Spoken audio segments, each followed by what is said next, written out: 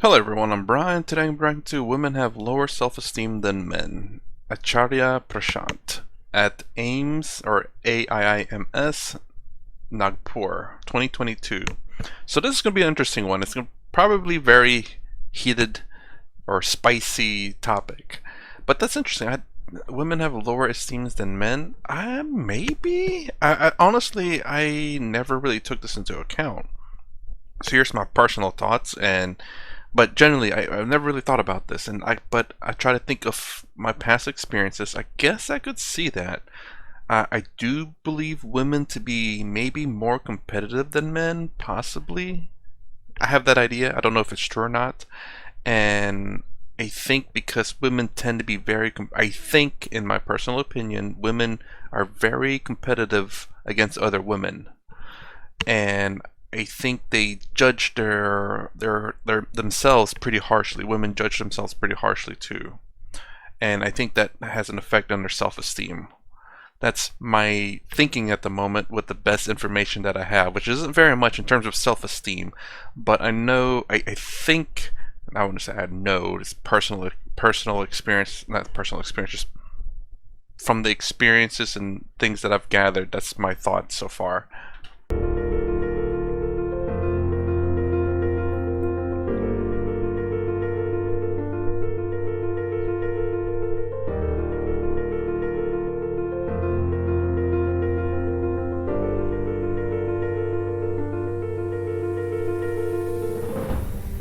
Actually speaking, Krishna and Arjun are not separate. Arjun is the illusioned and confused mind, Krishna is the center of that mind. That is the relationship between Krishna and Arjun. Krishna is the heart of Arjun. That within you, which already knows, is Krishna.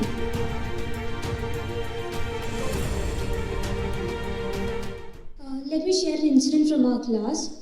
In relation with gender class, we performed a self-esteem analysis test.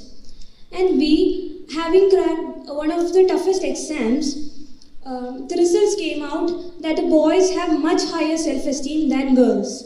So if that's the case with us, what will be the case with the women of the rural areas and low strata? Oops, sorry. Again, I guess self-confidence, self-esteem. And I'm wondering if that has anything to do with our genetics in some sense. It's because, again, I'm not saying this is 100% true, but again, just theories, and let me know what you think about them if you want. But I think maybe men have a higher self-esteem just because I think men have to be outgoing more, because if they want the woman or whoever, if they want something, they know they have to go get it. And generally speaking, if a man wants to impress a woman, generally he will have to go get whatever the woman wants, kind of, I want to say serve the woman, but impress the woman by showing that he's capable of providing and whatnot. And I guess women in general probably, especially in the past, I guess, didn't really necessarily have to do these things, especially if there's a man that want them and they want to provide. It's like, hey, I can give you what you want if you choose me to be your husband, and to prove themselves. So I don't know. I don't. That doesn't seem like too much of a self-esteem thing, though. But, or I wonder if this is something in modern society. Then, anyways, theories out there. Let me know what you think. See, let's see. What you are saying is you have encountered a paradox. Now, a paradox really cannot exist. What you are saying is all your batchmates have cleared a very tough entrance exam, but the males have much higher self-esteem as measured in some test compared to the women that have a lower comparatively self-esteem. Yeah, it's a self-test that they took, mind you. So I do believe women tend to judge themselves personally harder than men do, but that doesn't mean they necessarily did better. So like a man may say, "Oh, I did fantastic." That doesn't mean he did fantastic. I mean, it's good to go into anything that you do with confidence. It generally speaking, I think it does help you in some sense. Not necessarily making you smarter or making you know more things, but it allows you to hopefully think more clearly and you don't second guess yourself too much. So what's your hypothesis here? Can you investigate? Your hypothesis is clearing the exam will give you high self-esteem. That's your hypothesis. And because the hypothesis is being invalidated here, so you are puzzled. You're asking, how is it happening? Now, obviously, if the facts don't agree with the hypothesis, there is something wrong with the hypothesis, not the fact. If you have measured facts correctly, if your test was properly administered, and if really the girls have comparatively lower self-esteem, then that's a fact. The hypothesis that clearing an entrance exam would make you feel better about yourself stands invalidated. Now, why does it stand invalidated? There is a reason. Look at Prakriti. You understand Prakriti? We are talking of Mother Nature, right? We are talking of the thing that gives rise to our bodies, right? We are talking of that. That's Prakriti. Look at Prakriti. What is the role that Prakriti has assigned you? You are saying, I did something and therefore I'll have higher esteem. I did something, so I'll have higher self-esteem, right? Now, if I assign you the role to fetch vegetables from market, both of you, and instead you fetch something else, let's say diamonds. She fetches vegetables. Both of you have gone to the market and done something. But have you done what I asked you to do? Therefore, in front of me, you will not feel very confident, right? You have done something great. You have fetched diamonds from the market, but you have not done what you were supposed to do.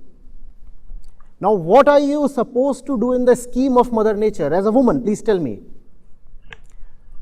What does Mother Nature want you to do as a woman? Look at the jungle again. I wonder if you're trying to say that generally women give birth. And if you look at all animals, women tend to be caretakers, caring, supportive, nurturing, raising children. She wants you to reproduce. That's all.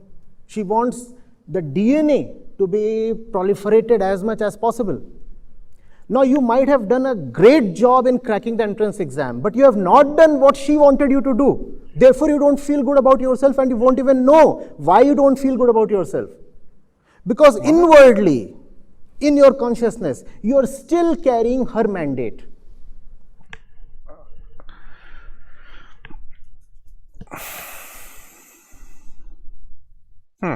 It's a very weird twist on that, or at least from what I'm understanding. That's kind of weird. I mean, I get what he's saying too, but I don't know how that has to do with self-confidence or self-esteem, though. I'm a bit lost. I mean, and the only thing I have to say about that is the carrying her mandate. What I believe that to be is the fact that the things that survive us, or should I say, how do I say this? Things that survive on this planet and continue to survive is what tends to get pushed onto the children. So essentially, generally speaking, whatever makes you reproduce will continue to be passed down to the children, and because of that reproduction and a continued success of reproduction, those children will continue to have those, in a sense, ingrained into their DNA, I guess, which ensures survivability. And the counter to that is the fact that if they don't reproduce, then guess what? Their bloodline, their genetic DNA ends there. So you can look in the past where, like, there's people with defects and whatnot that would be fine today, but in the past it was kind of like, oh, I don't know what that is, because they don't know what that is and they don't reproduce with that person, and their DNA kind of tends to end there. So it makes you wonder how many, potential bad stuff that probably ended because of these situations where men or women are not choosing to sleep with the opposite sex to reproduce, and those defects didn't really get passed down the line because it ended in that line. So essentially, the reason why we're here today is because of the successful reproduction of our parents and lineage all the way back. His mandate is to go out and succeed in the world. Oh, that's So when he does go out and succeeds in the world, he feels very fulfilled. And that's the story of a lot of accomplished women in the world. Even if they are very successful professionally, they're unhappy. a kind of a void remains within, and they don't even know why. I have heard that too. Now, it's not to say that all women are like this. Obviously not. Obviously, the happy ones won't report in, and the sad ones will, and they want to tell their story. I was like, hopefully, it's a warning to women to make sure they know what they want, because the sad truth of the matter is, in Mother Nature, women do have a limited time. This is something that I think a lot of people should be able to feel compassionate about. It. I think that's the right word, or empathetic about for women. Is that even Jordan Peterson said that women have a very finite time to get their life straight, and that really does suck. But for men, our time is very we can reproduce for a long time, and that's the reason why I think another theory is the fact that men mature slowly where women mature quickly. It's because men have a longer period of time where they're still capable of doing the dirty deed, if you would say. Often I meet them, they discuss this with me, and this is the reason. I've The heard that reason too. is, as long as you continue to identify with your physical self, you will continue to be burdened with the mandate of your physical self. And the mandate of your physical self is not that you become intellectually great. That's not what Mother Nature wants you to do. She wants you to nicely settle down in a nest and have babies.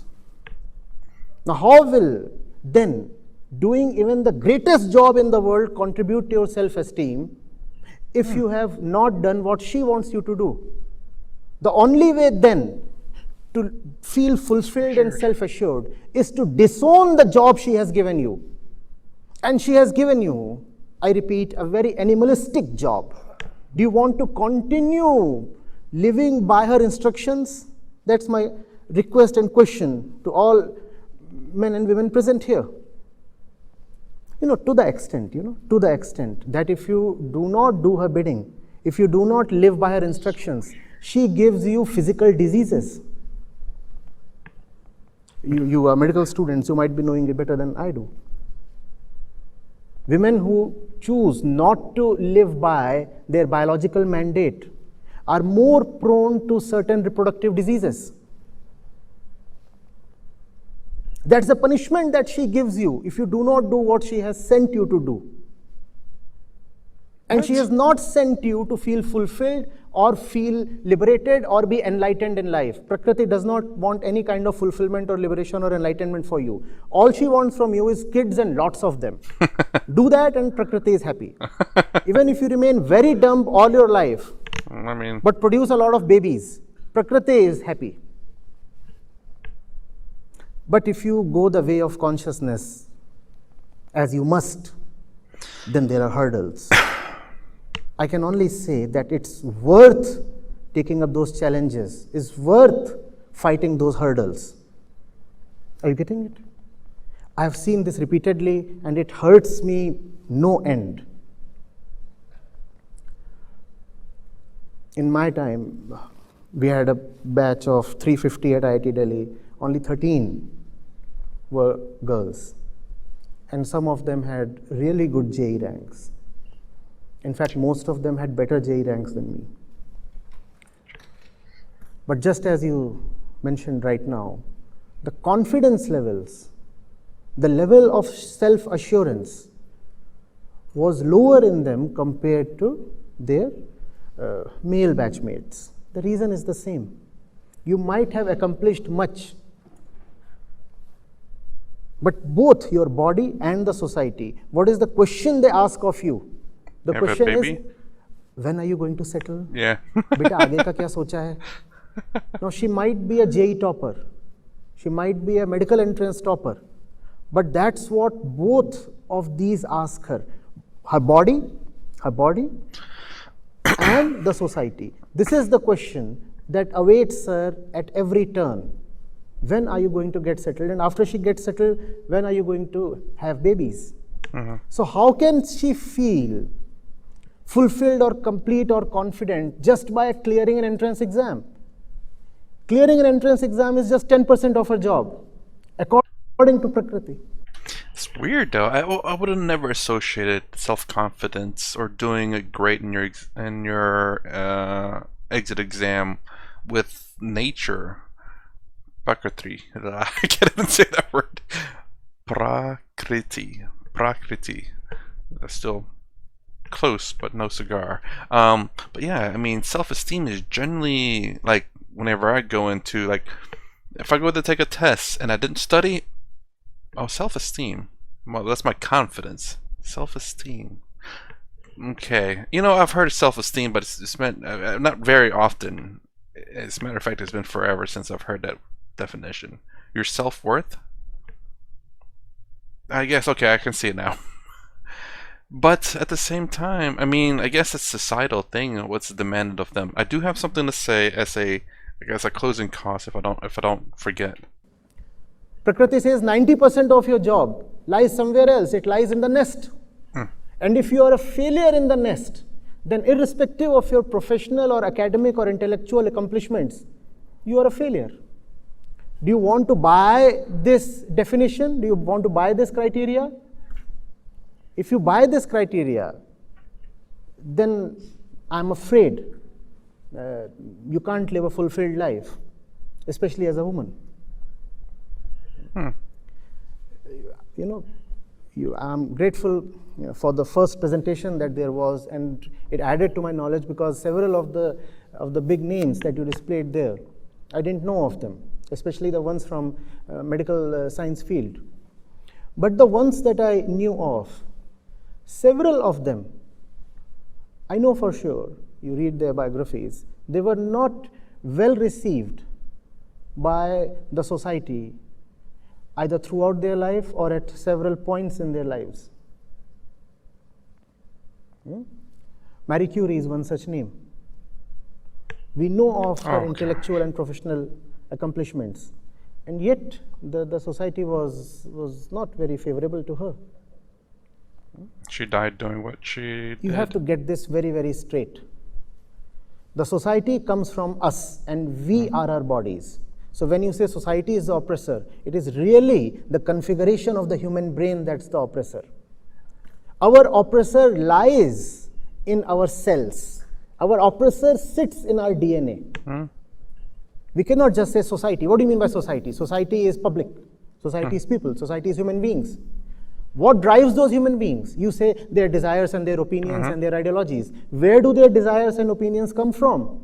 They come from the way your bodies are. Just as everything about a bird comes from the way its body is, just as everything about a fish comes from the way its body is. The real oppressor is the body. The woman must challenge her body. The woman must learn to channelize her body towards her real goal. The woman must learn to disown the goal that this male-centered society has given her. And even if when we say that the society is male-centered, actually it is not. Because in this game of exploitation, both the man and the woman are partners. Just that the man is the active player and the woman is the passive partner, right? So that has to be challenged, and that is my request. Do not take your biological mandate as the purpose of your life. The purpose of your life is to rise higher. The purpose of your life is to realize your bondages one after the other, challenge them and break them. And the body is in itself a primary and a major bondage. Do not take the body as an asset in itself. I would say, Well, let me rewind what he said so I don't misquote it. The purpose in your life. And I guess it's going to tie into how I see myself. I may not be enlightened, but I can still be blissed in some sense, of course. I still suffer. So, blissed in most moments, I guess. Well, I won't say blissed either. Just content. I don't know what bliss means. I mean, maybe I do, but I don't want to see myself saying I'm blissed because I don't think I am. But I am content and mostly happy. Even if the body is an asset, It is an asset to be used in service of liberation. You have to use the body in a way that aids your liberation. Right? The body is not an end in itself. The body is at best a means. Use the body rightly. Use the body as a vehicle that takes you to your real destination. Do not live for the sake of the body. Do not live to fulfill the desires of the body. That's not what we are born for, neither the man nor the woman.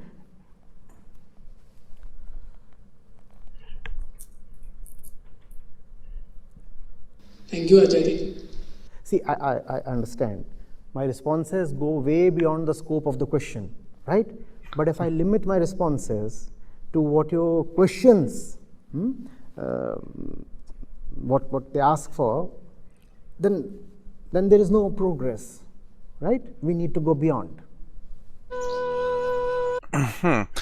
Okay, so okay, so I looked up self-esteem as confidence in one's own worth or abilities. So in the sense, like taking a test, I may have low self-esteem on that test because confidence in my own abilities of passing that test is low. It's not necessarily my self-worth, but I've heard it.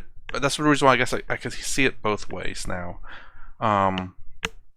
It's really strange you took it that way. With that clear definition of what self-esteem is, I could see it that way. It's a bit probably. I don't know if that's high level, because I don't think of myself as high level thinking too much, but I don't know how to describe that, but it's very odd, but I see what it's saying. So I guess what I would say is the purpose of life. It's gonna be kind of hard because not everyone can get enlightened this lifetime, and I don't know. I'll throw the question out there, and video over with, me talking now. Do you think everyone can be enlightened this lifetime? Every single person? I'd say no. Because not everyone, I don't believe everyone can be in the right set of their minds.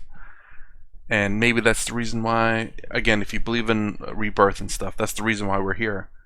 Maybe we tried in our past life and failed. Tried really hard.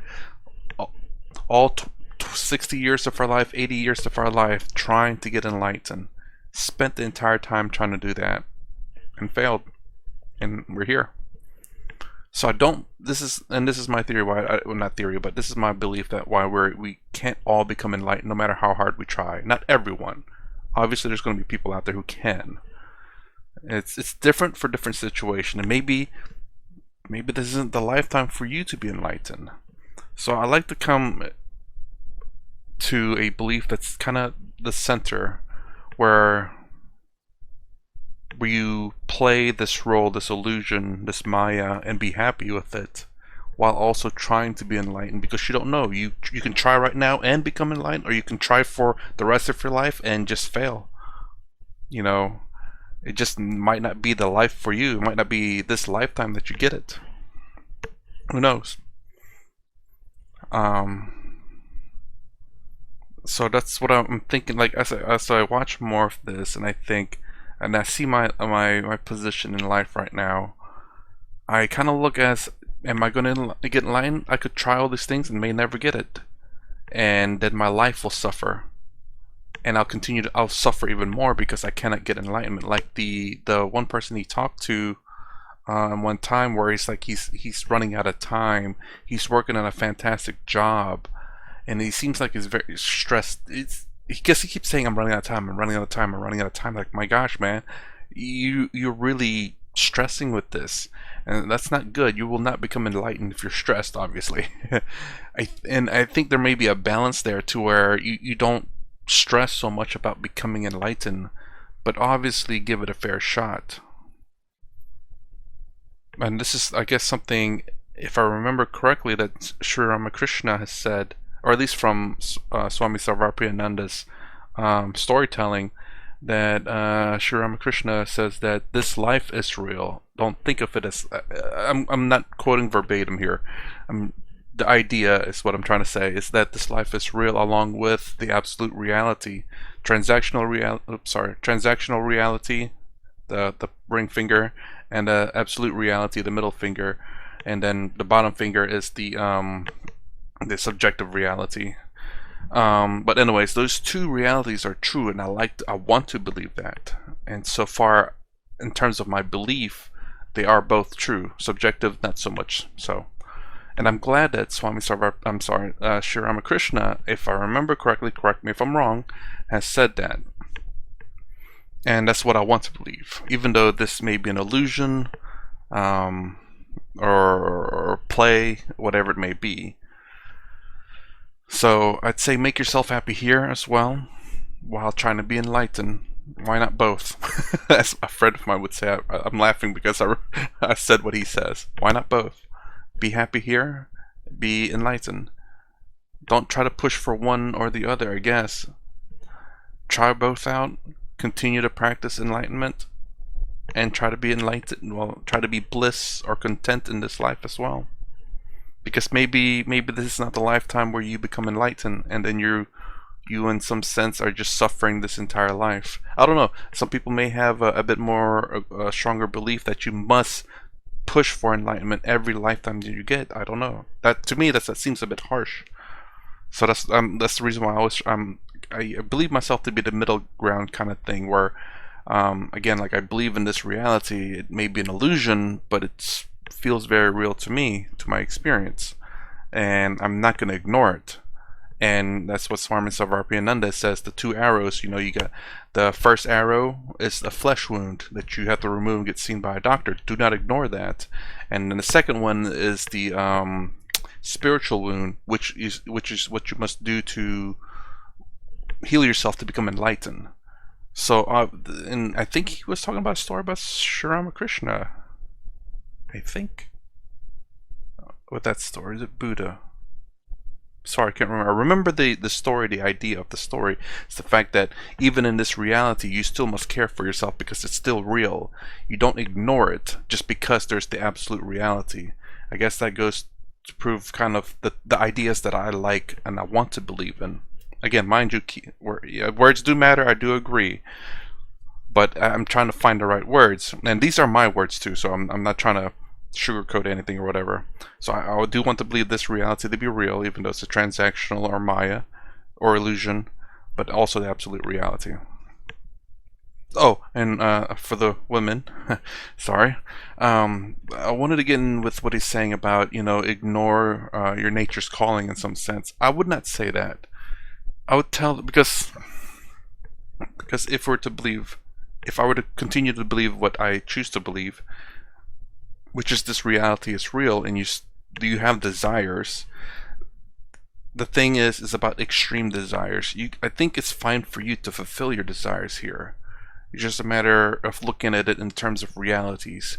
You don't look at your desires as something that is unachievable. That you I must become a billionaire and then I'll be happy. It's like, no. You look, it's like, let me have a content life. Having a child is not anything extreme. Living a happy life is not anything extreme, nor is it denying you your enlightenment. Well, I mean, it could for some people, but me personally, it shouldn't. It's not. It's how do I say? When you're enjoying the life and you're not suffering, it's essentially, in some ways, almost like being enlightened in some degrees. When you're not bothered by things and you're content with things. To me, I guess that's some form of enlightenment in the material world, the Maya, the transactional reality, which is something I do believe in. But yes, okay, so for the women, again, nature is quite harsh for them. They, generally speaking, from what I've heard, which was freaking mind-blowing to me, is that at the age of 35 is when they start having issues with reproduction. And that's the reason why I remember hearing Jordan Peterson talk about and saying that they have a very small window to get their life straight, where they want to get their career and their family life going. So there's so much pressure on them. And I was like, yeah, you know what? Whew, yeah, he ain't joking about that one. But if you don't want a family life, then focus on your career. Just make sure you know what you want.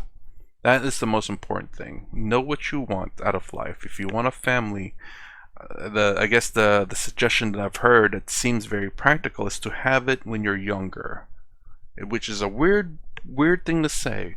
But if you have it when you're younger and then you have all your children and you're done, maybe by the time you're age 40 you can start on your career and then you can focus on your career and still have a family, versus if you're like in your 30s or 40s because you're work focused on your career, now you're kind of running, the time frame is now hitting you in the face saying you're out of time, or you're maybe out of time, you don't know, and again, this is, I would say, generally the suckiest thing if you want a family as a woman and you want a career. It's really tough. But yes, and it makes sense that if you have it, you find the right person, have it in the sense that you're young, take care of the child until they grow up to be where they can, in a sense, take care of themselves. Then you can focus on your career. Then you have it both.